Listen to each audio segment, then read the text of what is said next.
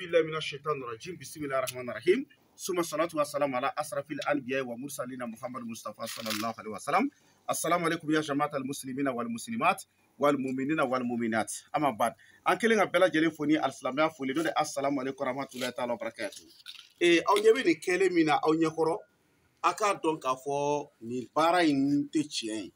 Nin ye filomani ni bandi ni tromperu ka baara de ye. Nin ye mana de ye ta, mana a sigilen don tasuma de sanfɛ a bɛ ka wuli. Donc mɔgɔ caman y'a video ye kolonkolon ka se ne ma, a k'a dɔn ko nin ye filomani ni bandi ni tromperu ka baara ye. Mais a ye n suit, ni Ala sɔnna ma, n bɛna don cogo n'a bɔcogo, n bɛna bɛɛ kɛ ka yira aw la. A y'a dɔn k'a fɔ aw denkɛ n'a ka giriden mankan don, n'o de ne Cheikh Cherif Abdul Aziz Haïdara ye ka bɔ Mali la Bamako commune 3 Samɛ. O la donc ce que vous voyez sur le feu, c'est un brouillard en plastique. Mais ça c'est sur le feu, donc l'eau est en train de bouillir. Il faut bien filmer à l'intérieur. Voilà, l'eau est en train de bouillir, c'est posé sur le feu. Il faut filmer le feu là. Donc ça, c'est pas du tout vrai quoi. C'est le travail des filomanes, des bandits et des trompeurs. Donc il faut me suivre. Après, comment c'est rentré, c'est sorti, je vais vous démontrer tout ça. Aka donc on a un téléphone numéro au 00223 après 77 90 17 17 00223 après 77 90 17 17. Ni filomani ni bandi ni tromperu ka baara de. Donc a bɛ se ka ni bila kɛrɛfɛ fɔlɔ, inshallahu taala tawfika. Ola voilà aw yɛrɛ ɲɛ b'a la tasuma don nana, voilà aw ɲɛ b'a la tasuma, voilà inshallahu taala tawfika. Ala k'an bɛɛ sababa ma. Ola an balima dɔw sera ma. Il y a plusieurs personnes qui m'ont demandé sur le travail de la richesse. Et quoi on appelle nafolo bara. Les gens disent que ce qui est un peu rapide. Donc ce qui est un peu rapide, Inch'Allah ta'ala tawfik, je vais vous dire tout ça là tout de suite. Ka garsɛgɛ teliman sɔrɔ, garsɛgɛ min n'a bɛ teliya adamaden ma nafolo baara teliman. O bɛ kɛ cogo di? O bɛ kɛ ni Ala tɔgɔ min ye, o principal yɛrɛ ye Libanɛw ka dalu de ye. Ala n'a kira barika la, ne ni Libanɛ cɛkɔrɔba dɔ ye ɲɔgɔn sɔrɔ. An ye ɲɔgɔn sɔrɔ cogo di? A ye ne ka video de ye. Wallahi an ka video diɲɛ bɛɛ b'a lajɛ. A ye ne wele, a ko Haïdara, i bɛ ka baara min kɛ diɲɛ kɔnɔ, a ka kan anw fana k'i dɛmɛ ni gindo tiɲɛ ye. Ko ne bɛ mun fɛ? A ye ne ɲininka ko ne bɛ gindo jumɛn fɛ? Ne ko n ko tiɲɛ yɛrɛ la, an mago bɛ nafolo baara de la.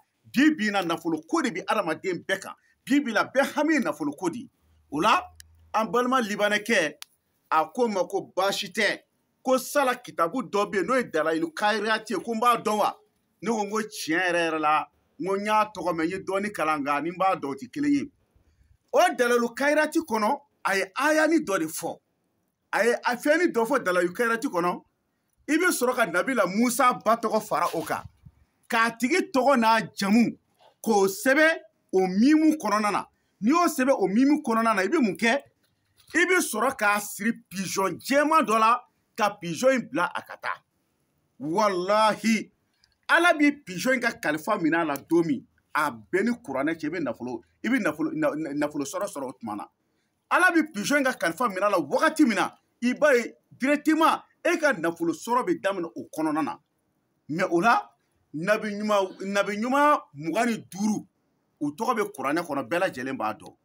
Libanɛ cɛkɔrɔba in kuma, a ko n'i b'a kumabɔ, i b'a kumabɔ 25 ani dɔrɔmɛ 5. 25 ani dɔrɔmɛ 5 o y'a gindo kumabɔli. O la, mɔgɔ o mɔgɔ bɛ fɛ an ka nin nafolo baara kɔni k'i ye, nafolo teliman baara n'a bɛ kɛ ni pigeon jɛman ye, ni Libanɛw yɛrɛ ka dalu hakika don, ni Libanɛ fanba bɛɛ sigin b'a kan, wallahi billahi talahi an y'o dalu de ɲɛɲini, an bɛna di diɲɛ bɛɛ ma. Donc n'i ye video in lajɛ ka ban, tɔgɔ sɛbɛnni de b'a la. Tile o tile an bɛ se k'a baara maa 25 de ye. Tile o tile mɔgɔ 25. Donc n'i ye video in lajɛ ka ban dɔrɔn, i tɔgɔ n'i jamu di a kan, n'i ba tɔgɔ di yan. I y'a faamu? Nabila Musa ba, o tɔgɔ de bɛ bila i ba tɔgɔ place la. Ka sɔrɔ ka mimu dɔw bɛ yen, i b'o bonya, ka sɔrɔ ka baara kɛ ni o ye, ka sɔrɔ k'a siri pigeon jɛman na, ka pigeon in bila ka taa. Subhanallah. Wallahi, i bɛ karamɔgɔ 1000 ta k'u jɔ, ko Nabila Musa ba tɔgɔ o t'a dɔn. O bɛ mun de f'i ye?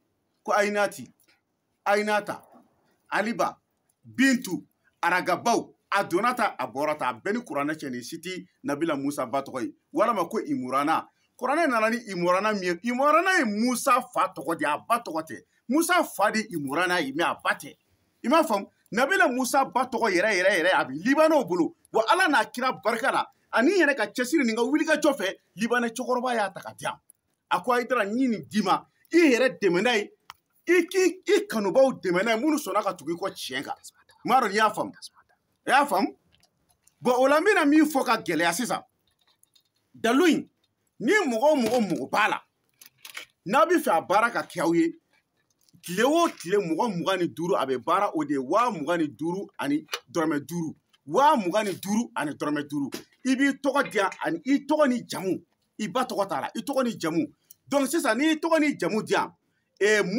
Nabila Musa ba tɔgɔ dɛ o de bɛ i ba tɔgɔ remplacer i m'a faamuya mimu dɔ de b'a kɔnɔna na gindo in bɛ baara o de la ka sɔrɔ k'a siri pizɔn jɛman na ka pizɔn jɛman in bila a ka taa pizɔn jɛman in bɛ sa don min n ye kale Ala bonya na n ye kale Maka ni Madina na n ye kale lawurusi la a bɛɛ ni kuranɛ cɛ n ye kale n ka sinlara dayɔrɔ cɛ walahi pizɔn in bɛ sa don min i bɛ nafolo sɔrɔ o don i bɛ nafolo marali daminɛ o don ne b'aw ɲininka o ni maa min ka sɔrɔ dan kɛra diɲɛ ye hali a tigi tun ka na bange bilahi mɔgɔ hali ni ye diɲɛ bɛɛ sɔrɔ Ala masakɛ joli de bɛ yen ni miliyariw b'u kun n'u sara ka taa hey ni maa ma ka sɔrɔ dan kɛra diɲɛ ye a bɛɛ ni kuranɛ cɛ hali dangaden ka fisa ye sɔn dangadenya ma i ka don alijɛnɛ kɔnɔ o ka fisa i ka sɔn dangadenya ma ka diɲɛ nafolo in sɔrɔ nafolo in tɛ foyi a bɛ ban n ko Ala yɛrɛ de y'a fɔ kuranɛ kɔnɔ ko ma indakum yanfadu wa ma indallahi bagin an ɲɛ bɛ fɛn o fɛn na nin bɛɛ bɛ ban